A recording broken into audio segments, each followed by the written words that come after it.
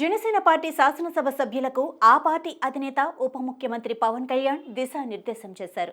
Assembly budget సమావేశాల్లో Janasena party సామాన్యుడి గొంతుగా ఉండాలని, ప్రజల సమస్యలను, ఆకాంక్షలను, ఆశలను, సంక్షేమాన్ని చట్టసభల్లో వినిపించేలా పార్టీ తరపున ఎన్నికైన ప్రతి శాసనసభ్యుడు, శాసనమండలి సభ్యులు చర్చల్లో పాల్గొనాలని ఎమ్మెల్యే, ఎమ్మెల్సీలకు పవన్ సూచించారు.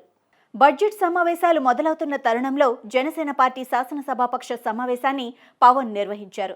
పార్టీ పీఏసీ చైర్మన్, పౌర సరఫరాల శాఖ మంత్రి నాదెండ్ల మనోహర్ స్వాగతోపన్యాసం చేస్తూ బడ్జెట్ సమావేశాల్లో పార్టీ విధి విధానాలు అనుసరించి చర్చల్లో బలంగా పాల్గొనాలని, పవన్ కళ్యాణ్ దిశానిర్దేశంలో ముందుకు వెళ్లాలని సూచించారు. వైసీపీ సభ్యులు అసెంబ్లీలో అసభ్య పదజాలంతో రెచ్చగొట్టినా జనసేన సభ్యులు సంయమనం కోల్పోవద్దని పవన్ సూచించారు.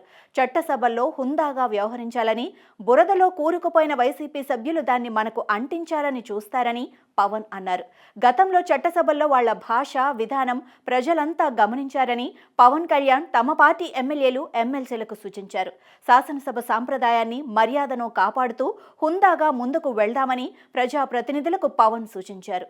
చట్టసభలలో ఎంతో విలువైన చర్చలు జరిగేవో ఒకసారి అందరూ పరిశీలించాలని, ఎప్పటికప్పుడు సమస్యలపై పూర్తి అవగాహన పెంచుకొని చర్చల్లో పాల్గొనాలని చెప్పారు. జనసేన సభ్యులంతా బడ్జెట్ను అధ్యయనం చేయాలని, ప్రభుత్వ రాబడులు, ఖర్చులు, శాఖల వారీగా కేటాయింపులు, అప్పులు, ఇతరత్ర అంశాలు క్షుణ్ణంగా తెలుసుకోవాలన్నారు. బడ్జెట్ పద్దులపై జరిగే చర్చల్లో పాల్గొనాలని పవన్ సూచించారు. సభ్యులు వారికి ఏ ఏ శాఖలపై అవగాహన, ఆసక్తి ఉన్నాయో వాటి ఆధారంగా చర్చల్లో మాట్లాడాలన్నారు. నియోజకవర్గంలోని ప్రజా సమస్యలు తెలుసుకొని రాష్ట్ర వ్యాప్తంగా ఆ తరహా సమస్యలు ఉంటే వాటన్నింటినీ క్రోడీకరించి మాట్లాడాలని అన్నారు. ప్రతి సభ్యుడి గొంతు రాష్ట్ర వ్యాప్తంగా ఉన్న ప్రజలందరికీ అర్థమవుతుందని శాసనసభ్యులు, మండలి సభ్యులకు పవన్ సూచించారు.